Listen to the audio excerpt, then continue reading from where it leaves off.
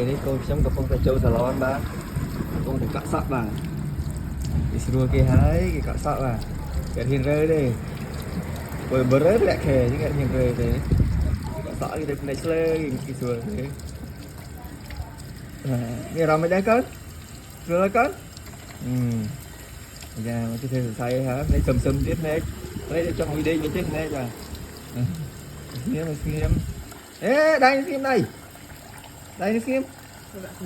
នេះកាក់សក់ឲ្យគេដាក់ទ្រូងឲ្យអូបអៀងហើយគេកំពុងកាក់សក់បាទដេកកាក់សក់ចំណងណាបាទស្ងៀមបាទស្ងៀមមកដាក់កញ្ចាស់បាទពេលខ្ញុំមកកញ្ចាស់ណាបាទ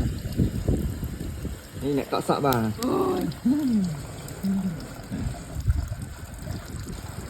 ข้าวปลาสลอนยิงมาเนี่ย